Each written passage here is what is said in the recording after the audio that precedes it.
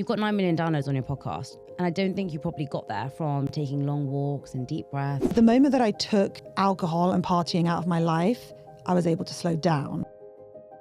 So many of us are running at a fast pace because we want to be successful, we want to be the best. How do we tell our bodies that we're safe, regulate our emotions, and go after our dreams and goals that seem impossible for us? Not every single thought that you have is truth or fact or reality. Do you think you can change your inner critic? 100%. Just because you think something, that isn't truth. The more that you focus on the road ahead of you and where you need to go, the faster you will go. Seeing the thought and acknowledging the thought, but not acting on the thought, is the first part of this journey. We can actually rewire our brains.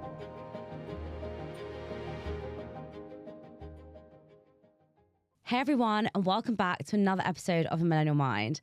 I'm so excited to share that we are nearly at 100,000 subscribers.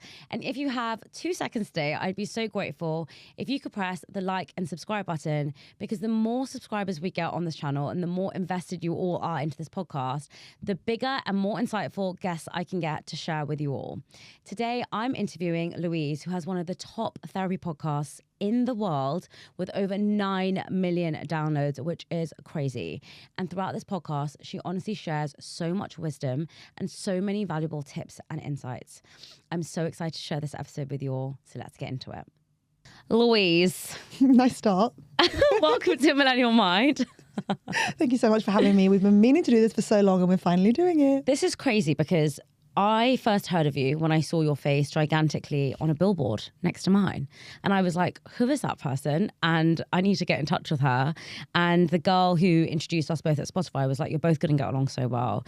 You need to meet. We met on email. And I feel like ever since then I followed your journey and I'm so in awe of everything that you're doing. I saw you do a live podcast and you were even better in person. And I just think energetically, we just really vibe.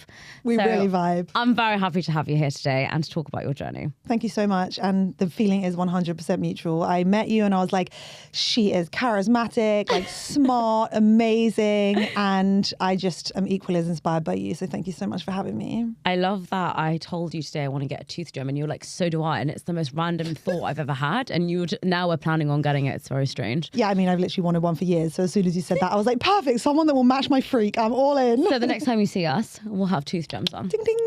But for people who perhaps don't know your story or don't know who you are, how would you introduce yourself?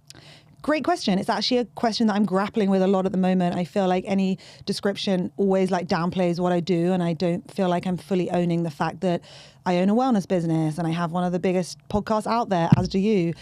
Hers is way bigger, by the way. No, I always just say like, oh yeah, I have a podcast. Yes. So I feel like I downplay it. I don't know if you do that as well. All the time. Why do you do that?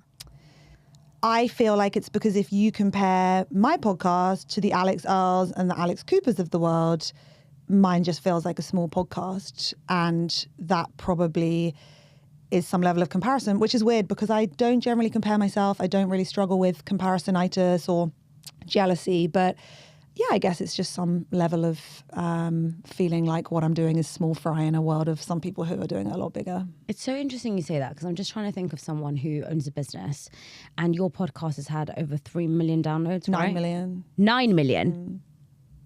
Okay. It's not going to tell you how many I've had, but okay. Yeah, but yours is way better produced than mine, so I look up to your podcast because... No, not at all. Yeah, no, but okay, let's think about that. 9 million downloads. By the way, just for comparison, I'm not even half of that. So if you think my podcast is like doing well and big, I don't even think I've done a third of that, FYI. Really? Audio downloads though. YouTube I'm not including because like you just can't really, you know. Yeah. But yours is 9 million audio downloads, which is absolutely crazy, by the way. And when you've just said, I'm not as big as like Alex Earl or like Jay Shetty or whatever, it's so interesting because I reckon someone who's maybe making 9 million in revenue of a business, let's just say, they wouldn't look at someone and think, well, I'm not making 100 billion or 100 million. Right? I don't think someone who was even making 1 million in revenue or maybe 3 million in revenue, let's just give you, you know, a little bit more, would look at someone who's earning 50 million and say, well, I'm not doing enough or I'm not doing anything. And it's so interesting with the podcast industry, we kind of forget of it as like a business and people don't see it as a business yet. And I think in the next few years, we're going to see a significant rise in people respecting it in a different way. And perhaps that will allow us to as well.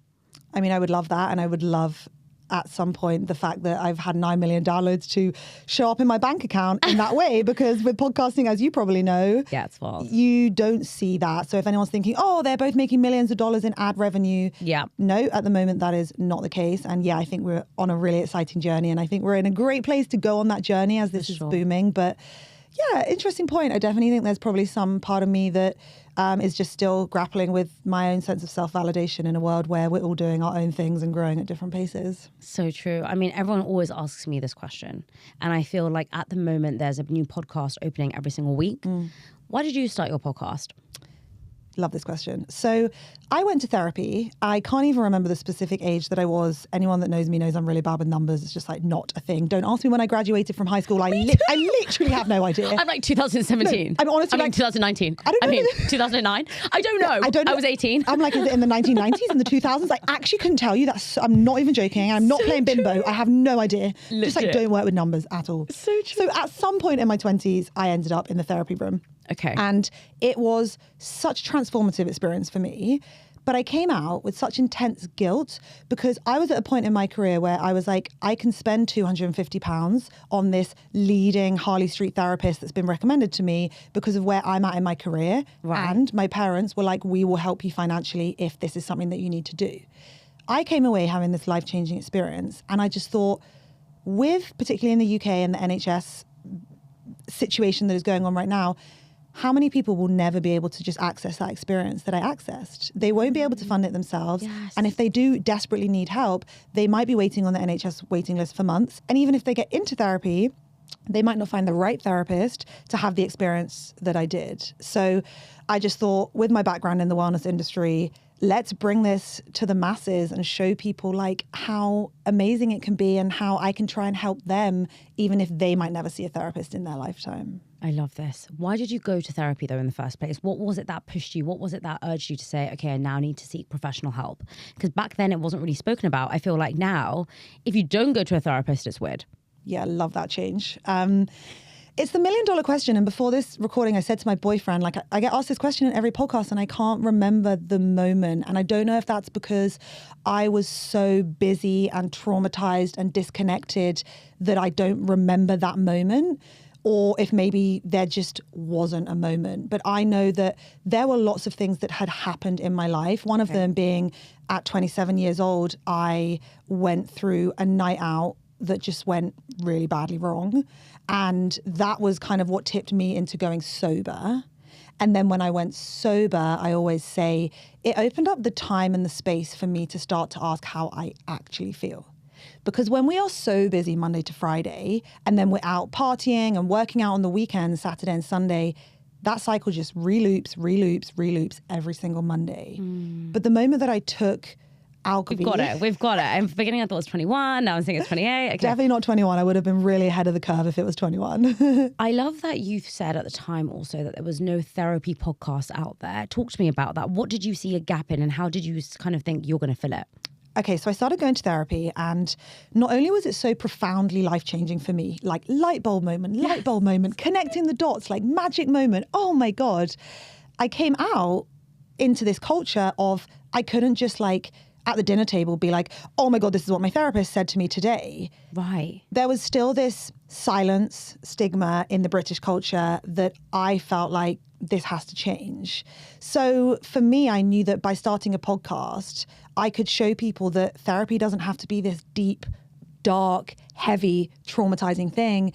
It can be tooth gems and nipple piercings and why do I want to do this? Or why are people judging me for doing that? And the nipple reference was because we were talking about that before this podcast. For anyone that's like, wait, why does she just left field? Why does she throw that in? And I think the thing about me is like, I've gone through a lot of shit in my life. We all have. Yeah. But I also still like to laugh and joke along the way. And my healing journey has been crying and laughing and amazing moments and awful moments. And I just wanted to start a podcast where like as girls, mainly girls, we can just come together and be like, hey, that's me. I relate to that.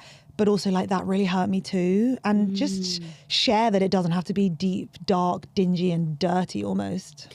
I was speaking to someone recently and they were saying that they were putting off therapy because it was something had happened to them that was so traumatic.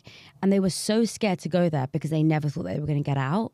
And I think what podcasts do and what online conversations do is they allow you to kind of tap into that, right? What was one of the first lessons that you learned that kind of blew your mind in your 20s?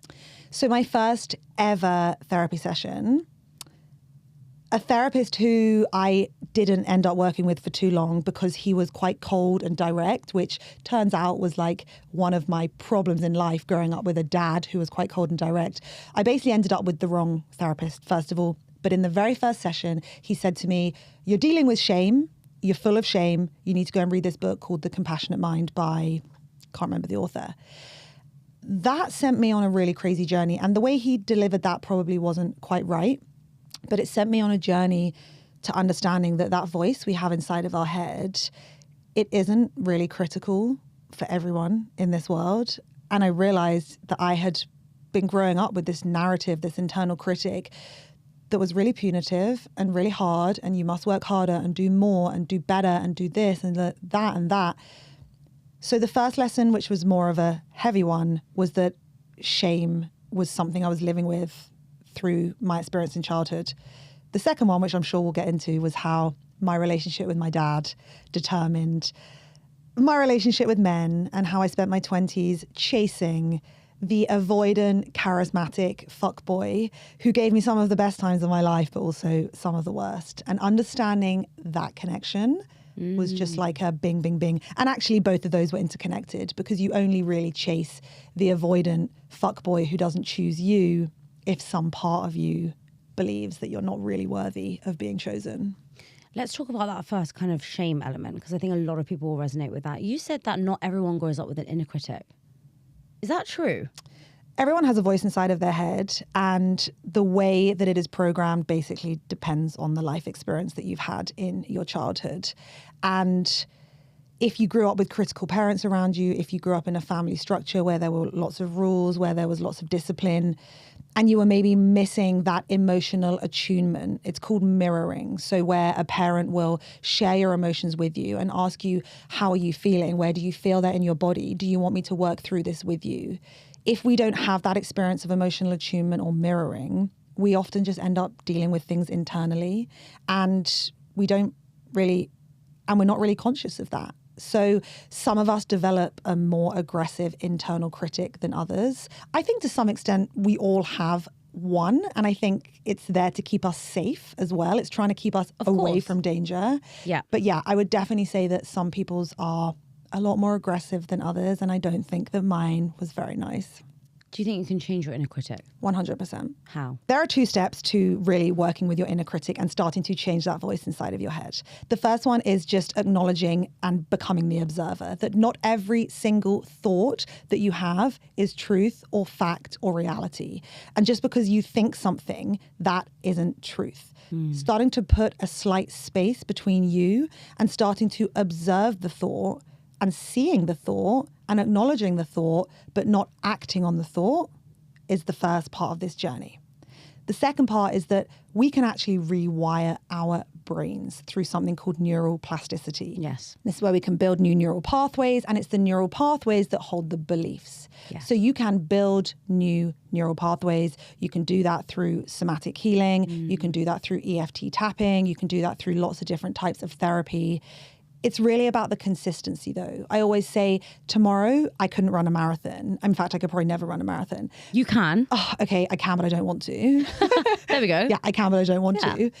It's the same with building new beliefs. You don't just decide today, oh, I love myself. Nope, you have to do something every day, train for the marathon, do your tapping, do your breath work, watch your thoughts, and repeat, repeat, repeat. So it's about working with the brain, working with the body, and then you really can start to rewire these beliefs. I love that you said about the observer, because I actually was just reading The Untethered Soul. Love it. Such a good book. Such a good book, right? And it basically says that you've got to look at your thoughts as if they were just objects in front of you, right? I see this plant, I see this chair, and I see this camera.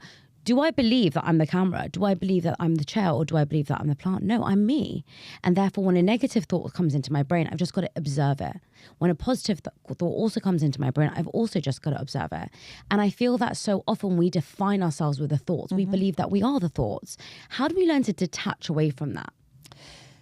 It's a really good question. So in terms of the nervous system, you are either going to find yourself regulated or dysregulated. Right. So if you are regulated, you're in that kind of calm baseline, you feel pretty good, you aren't stressing, you have an appetite, you have a libido. Basically, all of your systems are sort of working as they are meant to. And if you imagine in sort of caveman days, you might have been in the cave, safe, well-fed, no threat, no tiger. The second part is nervous system dysregulation. Now, if our nervous system is dysregulated and we are going through anything stressful, we're flooded with stress hormones, we're going to have very stressful experiences going on inside of us. So the best way to detach from our thoughts is to learn how to regulate our nervous system. Right. Because when we are regulated, we can regulate our thoughts and see them for what they are.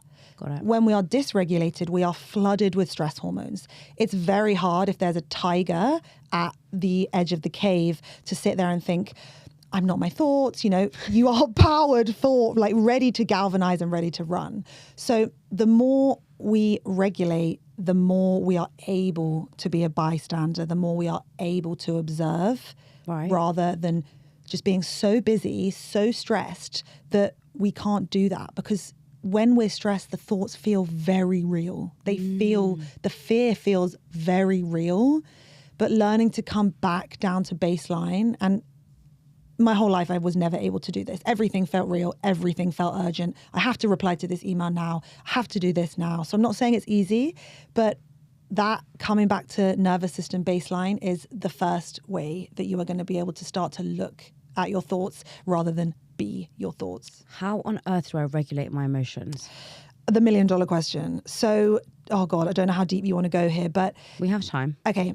So nervous system regulation really comes back to safety. When you feel safe in your external environment, but also in your body, you can be regulated. Dysregulation comes from fear. Yeah. That can be fear of anything. So to regulate your nervous system, you need to be taking actions and decisions that bring your body back to this state of calm, that bring your body back to this state of safety. And this is why you'll see so many people doing breath work, doing EFT tapping, doing meditation, focusing on those long exhales rather than inhales, because there's so many things that we can do to tell our primal system, I am safe. Let's take the long exhale, for example. If you are stressed and you see that tiger at the side of the cave and you have stress hormones and you go into fight or flight, your breathing is going to go. Correct. But if you go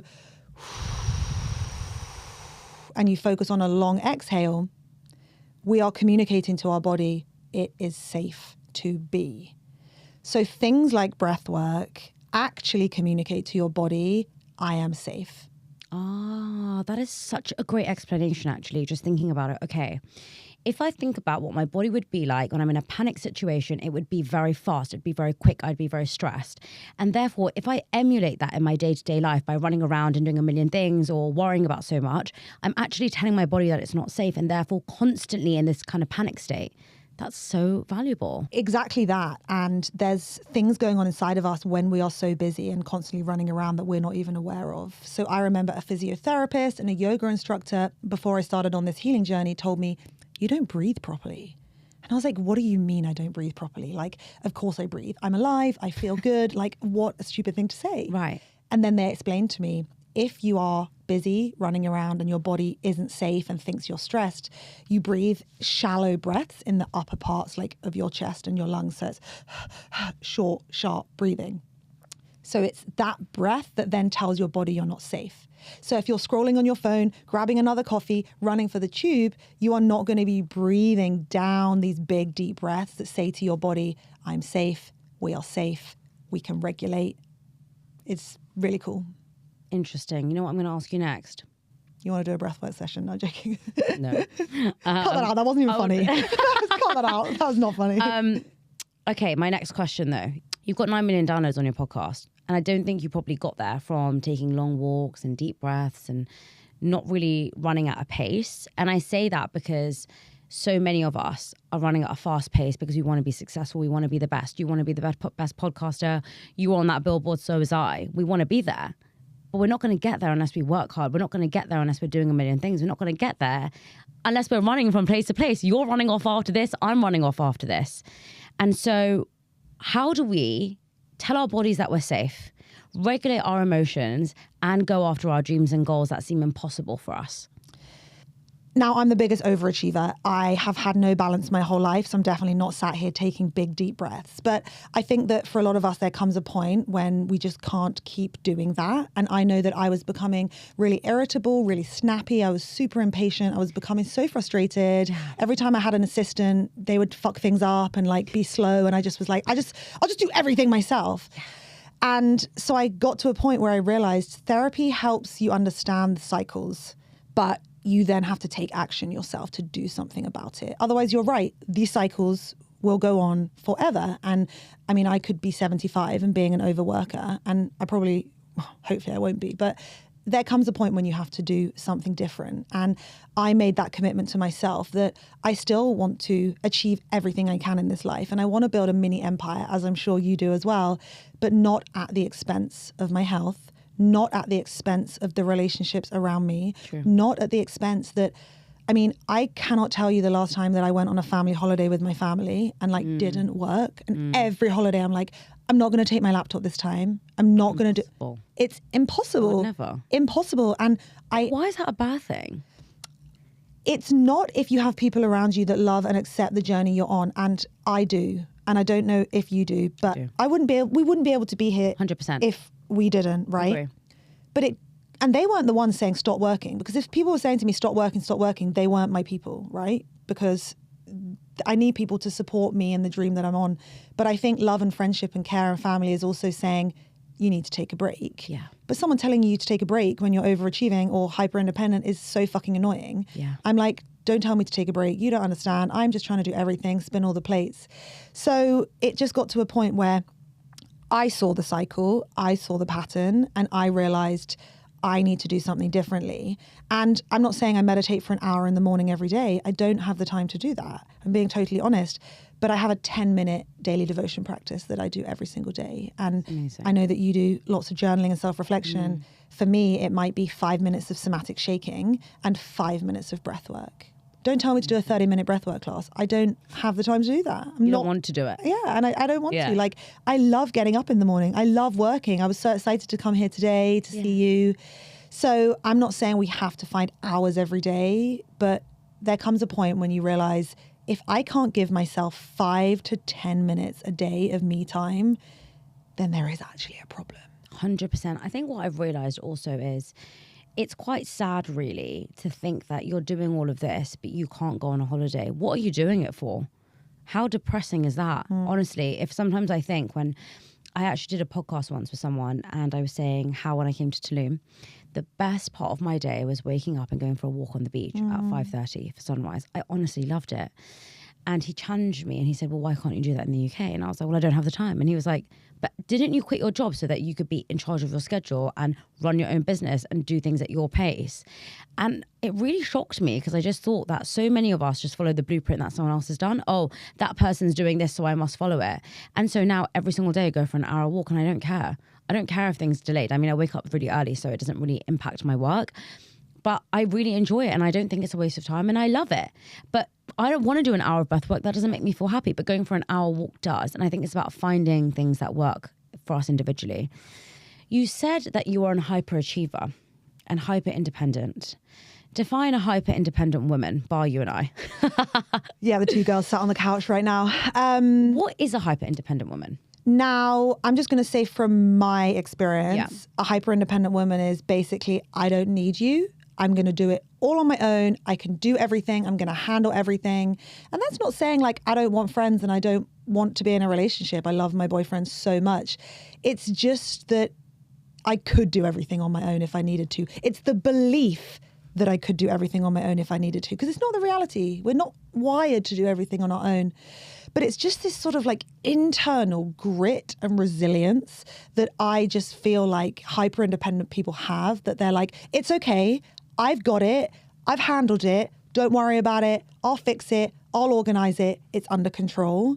For me, that's what hyper-independence looks like. I'm sure for other people, it will show up that they don't need people. Right. They don't need friends. They don't need relationships. They don't need their family. That's definitely not how it shows up for me.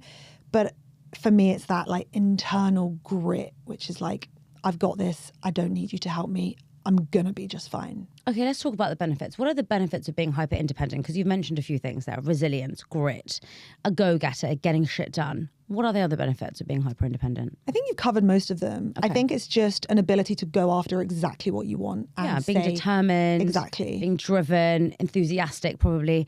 Okay, now tell me the drawbacks of being hyper independent.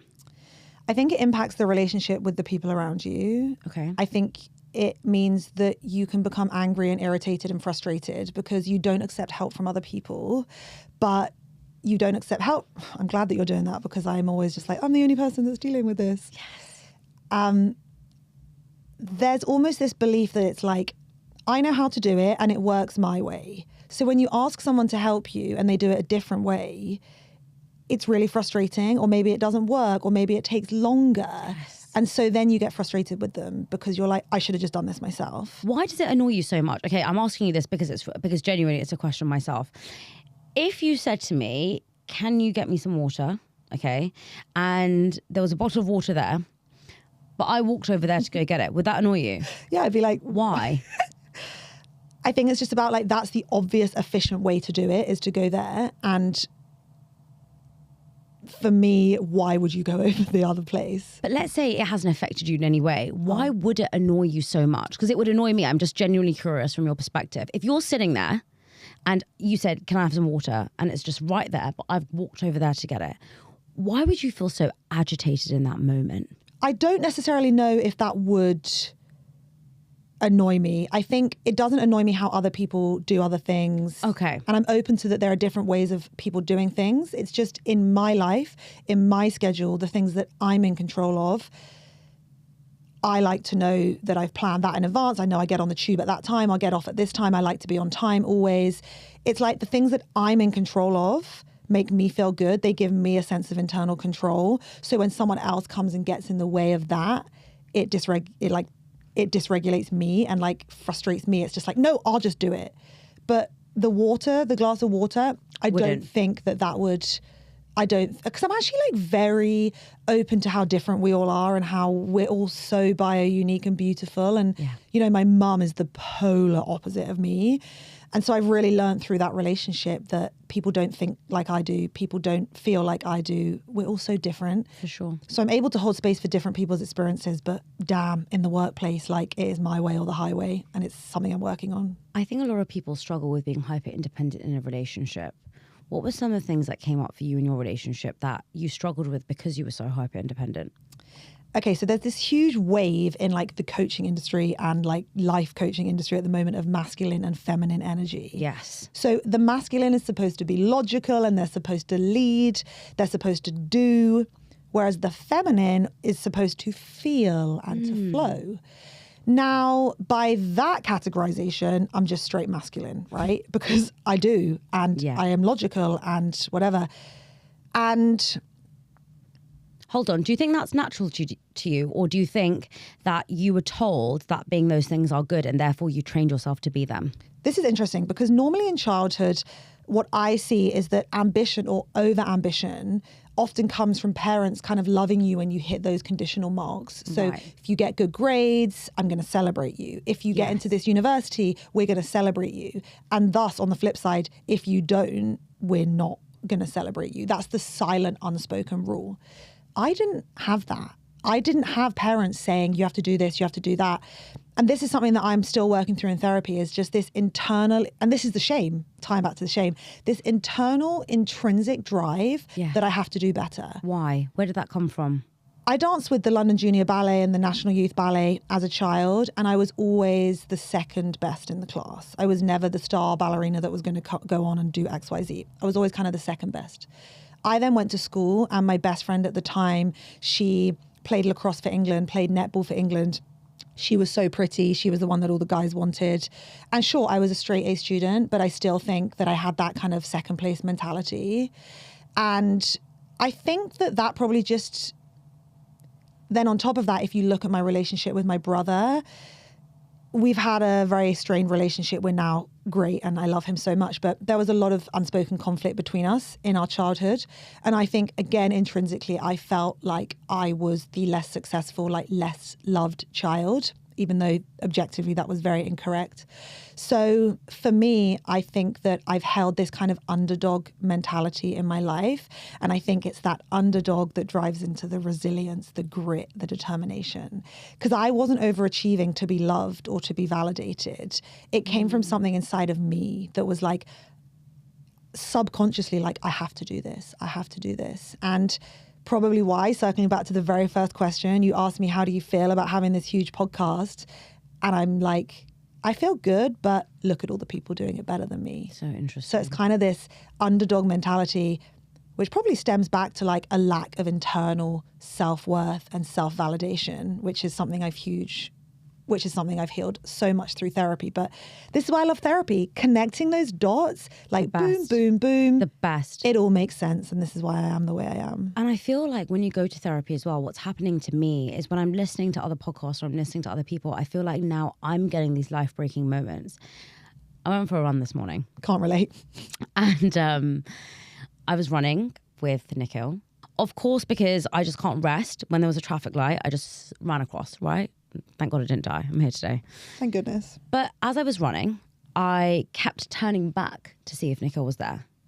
And what I realized is that I was getting slower and slower and slower because I was constantly looking behind me. And it's actually so relatable to life. The more you're looking at other people and what they're doing, the slower you're becoming. The more that you focus on the road ahead of you and where you need to go, the faster you will go. Because you are not constantly looking side to side, comparing. If you don't believe me, go on a run and try it. Walk and try it. See how much slower you are when you're constantly looking back. If you're constantly looking to the past. So true. If you're constantly looking at other people. If you're constantly looking side to side, you're going to be slower. So just focus on yourself. And I learned that this morning, literally. That's so cool. And I feel like I learned so many things like that because I'm just in my own thoughts. You know, I feel like when I'm listening to a podcast, someone will say one tiny thing and I'll think about it. Like today, Andrew Huberman and Esther Perel, I was listening to their podcast and he was saying something like, I don't know if it was a feature or a bug. And it made me think, what is the difference between a feature and a bug? Interesting. Wasn't a feature once a bug? How many features were created on a product because they were once a bug? That's so interesting. And how many things in our life are created by something that we didn't want in the first place? And so I often feel that what therapy has done is allowed my brain to observe things in such a different way where I pick up on so many things and give meaning to them. And that's why I love that you've shared that on your platform, because I think so many of us just go through life, like you said, like rushing through the week and you barely have time to think. And anyone who is struggling with a problem at home, anyone, the number one thing I will tell you to do is to sit with your own thoughts. I guarantee you will find the answer. It's that point about connecting the dots. When you start to look back, whether you can do it on your own, whether you do it in therapy, you realize, wow, that happened, and then that happened, and then that happened, and everything starts to make sense. And that's why I love therapy so much. You understand yourself. You understand that you're just a culmination of everything you've ever lived through. You're a culmination of everything your parents have ever lived through. You're a culmination of everything you ever experienced at school, in dating, in the workplace. Everything has been logged within you. Yes. We build stories about it, and then those stories become our personality. And then off the back of that, we build coping mechanisms to deal with the story. And when you realize that actually anything you do in this life that's a coping mechanism actually has a root, yes, you realize you can have grace and compassion for who you are, because it's not just a stupid coping mechanism. It's developed as a result of something else that at some point caused you pain. So true. And this is what therapy has given me, is the gift of being kind to myself instead of shaming myself. Do you think, though, that ignorance is often bliss? Sometimes we try and talk about things so much and we find a meaning for everything in therapy. Can't some things just be? I think that ignorance really can be bliss for some people, and I'm really jealous of those individuals. Yeah, because me I think, too. you could just go through life and just kind of, nothing is too painful, nothing is too stressful. And I have a best friend who is just like that. Life is just great. He rides his motorbike, he has a great job, he makes loads of money, etc., etc. However, I don't think ignorance is possible when something, whether it's a cycle or a pattern or an experience, shows up in our life and causes us internal pain within us. Because you can't be ignorant to something that is causing you pain. You can't ignore how it feels to be rejected, or to constantly, bingy on the weekends, or to constantly have to go to the gym five days a week to function. Or if you're coming home at midnight and you haven't seen your partner for 14 days because you're such an overworker that, you're really sacrificing the experience around you. There comes a point when, for some people, ignorance just is not a possibility, because our life starts to show us, like, I have to look at this because it's causing me pain. So sure, ignorance will be bliss for some people, and I'm very jealous of those individuals. For the rest of us, I think self-awareness is incredible. But you make a great point as well. You have to enjoy life. Like, I have a very fun life. I laugh a lot. I travel a lot. I eat a lot. I don't talk about my problems all the time. It's really important that we don't get stuck in that victim place. I feel now, and I'm a massive preacher, that I feel like we should all be vulnerable online, right? I feel like we should be vulnerable when we meet each other, whatever we're feeling. But there has become this kind of like wave online where people are constantly sharing every single negative thing that's happening in their life. And part of me feels like that's not true vulnerability. What do you think? I agree, because true vulnerability happens in safe spaces, and online is not necessarily a safe space. So I think it's really about working out who deserves your vulnerability and what parts of you you're going to share with them. You and I are probably incredibly vulnerable in comparison to the masses, but I'm sure there's also still so much that we go through that we don't share. For sure. So I do think it's about really just working out what's your objective of being vulnerable here. Yes, I think that's it. I think the intention is key. What's the intention? What is the intention? Is it to inspire? Is it to educate? Or is it genuinely to complain? And also, we just have to enjoy life as well. Not every moment is supposed to be about self-reflection, self-awareness. Exactly. And this is coming from a therapy podcast, right? Yeah. This is my job. But there's some days when I'm just like, I'm going to eat the fucking pizza. Or, and I don't tell the world that, guys, today I just wanted to eat the pizza, and this used to be a coping mechanism for me. And I just enjoy the pizza. And I'm like, today I wanted the pizza, and I'm not going to share it with the world. So I agree. I think it's like, not everything needs to be a lesson. Yeah, vulnerability is about coming home closer to yourself, your own internal experiences, being able to share them with another. But that doesn't mean you have to. You don't have to share every experience, but can you, in the right safe spaces, to bring you closer to people that can see you and support you and love you for the truth of those situations. There's something that you mentioned about being hyper independent and working hard. I've had this reflection recently, talking about how we shouldn't reflect every minute, but whatever, this is a podcast. I had this reflection recently that I'm not working hard enough, actually. I keep battling this with myself. I remember when I was managing my job and doing this podcast, I was thriving, and I actually look back at that as like the glory days where I was working my job and then I would like sprint to my studio. I hated it, by the way, every moment, by the way. I would sprint there. I'd be sweating. My hair would be a mess. I would have to like put my makeup on in the toilet. I would have to get changed in the toilet. I would record the podcast and I would go back. And at the moment I used to think, I wish I just had like a normal life where I could do this in peace, where I could enjoy it. And now that I can enjoy it, and I don't have to come here and change in the toilet and do my makeup in the toilet, even though I hate the fact that I'm wearing red lipstick today and it just I think you look annoying. beautiful. I feel like I'm lazy. Do you feel that you're lazy now because you were so obsessed with overworking and being an overachiever before?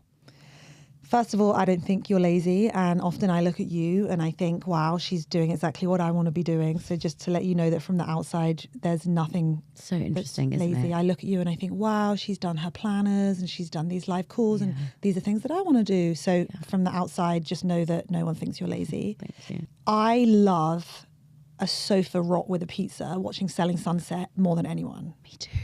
But not Selling Sunset. Anything. I don't care. Whatever it is. Just give me anything. Emily in Power, any shit. Yeah, anything. Like, I will take it. We should do that one day. Yeah, I'm up for that. We should do a deep dive. But there is not one bone in my body that is lazy, because I work myself to the bone, that I see those moments as reward almost. And so for me, I'm going to challenge you. I can't relate to the lazy. I'm going to challenge you because Please do. Okay. Do you think that Steve Jobs had moments like that? On the sofa? Yeah. I'm sure he did. How do we know? Well, we don't know, do we? The reason why I'm asking you that question is because so often I hear these stories of people who are saying, I had to work 18 hours a day, like 7 days a week, like Andrew Huberman and who's the other guy? The sales guy. I love him. Alex Hormozy. Oh, yeah. I love Alex Hormozy, and he's very much like work like a dog, right? So recently on Saturdays, for some reason, we go to the gym in the morning, Nicola and I, and then we come back, we make breakfast, and we watch Netflix. Nice. But it's like for 7 hours straight.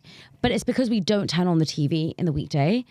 But I think that's so lazy, because before, by the way, it was like a year ago or maybe 2 years ago, we would go to the gym and then we would sit and work the entire day. So now I think I'm lazy. But I think it's because now I don't know. I just feel like I shouldn't be doing that.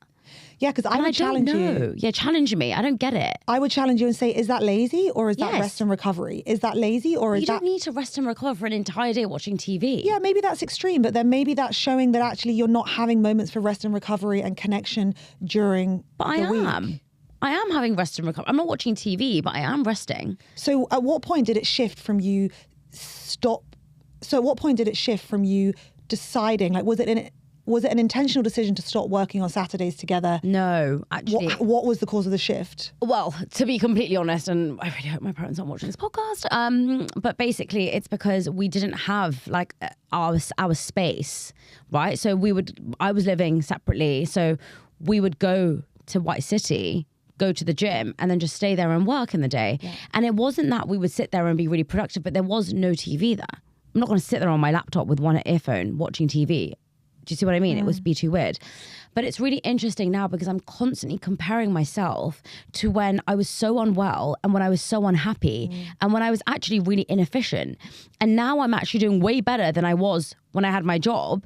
But because I'm working less, maybe because I'm working smarter, I actually think I could be working way more. I think I could be doing so much more with my time. And that constantly makes me feel like I'm being lazy. It makes me feel like I'm not good enough. That's the inner critic, though. That's not, all of those thoughts, they're not actually the truth. I'm not working as hard as I used to. But you're happier and you're healthier and you've allowed space for your relationship to evolve, no? Oh, I know. I just am so uncomfortable with it. Like, I'm really battling with that at the moment. Why is it that and this is why when I went to New York, so interesting. I'm making this my podcast now. Lol. Love it. It is your podcast. So go ahead. I'm trying to uncover this with you. It's kind of like a live therapy session with Louise, which is why it's so important. It's really interesting because when I went to New York, I would do 2 or 3 podcasts a day. And that made me feel so good. Yeah. Right? But I didn't do any of my other work. But it feels at the moment, unless I'm like doing a million things in a day, I'm just not doing enough. How did you like let go of being this old... haggard witch with a tooth gem? I don't know why I said old. Yep. How did you accept that you were never going to be happy being this overachiever, hyper-independent, workaholic lunatic? Going to therapy helped me understand that there is no amount of overworking that would bring me to a place of contentment inside of myself. I could have a $50 million, $120 million deal like Alex Cooper does, and that wouldn't change the internal conflict that was existing within me. True. It wouldn't validate me. It wouldn't make me love myself. It would give me a 1 week high where I fucking did it. And then it would be back to the drawing board. What's next? So therapy helped me realize that this problem was going to exist forever because it wasn't actually about the overworking. It wasn't actually about the overachieving. It was about the deep wound within me that was driving that. The overworking and the overachieving were really just how it showed up in this world. And that distinction for me was where the healing started, because then every time that I realized things were getting worse and worse and worse, it actually wasn't a working problem. It was a problem inside of me, and I was using the work in the hope to take me from A to B. How did you heal that wound? It's a work in progress. It comes back to the shame wound that we've spoken about. It comes back to the inner critic wound. It comes back to building a belief internally that I am actually lovable, just the way I am, for who I am, without having to do anything. And it doesn't matter what other people are doing. And it doesn't matter that I've gone through mess in my life that I feel like I need to regain control of, or that I need to make money to show everyone that this was a good career decision because I used to be a lawyer and then blah, blah, blah. Same as you. Exactly. There were so many internal conflicts within me, and therapy helped me to understand that softness and kindness and understanding was the first step of that. So every time that I wanted to open my laptop at 2 p.m. on a Sunday instead of sitting down with my family, it would be about coming home to myself and really working out, like, how do I actually feel, and building a connection with myself and healing that shame wound, that belief that, like, I'm not good enough, I'm not lovable just as I am. And I always say, we feel like today we have to be smarter, richer, skinnier, better hair, better face, all these things. It's all exactly the same. I was just using the work as the equivalent of I'll be happy when. I'll be happy when. It's no different for the millions of other things that we use, but for me and maybe for you, it's work that we use as the fantasy, the vehicle of this is going to take me here, and when I get there, I'm going to feel good. Love that. What's the best lesson you learned in therapy that allowed you to grow? Oh, quick 180 here. Nothing to do with overworking or overachieving. It's the relationship with the male caregiver in my life as a child, totally subconsciously, had driven my relationship with men my entire life. So I had more of an avoidant, non-emotional relationship with my father. He's an incredible person, but we maybe didn't connect emotionally and with a lot of quality time in my childhood.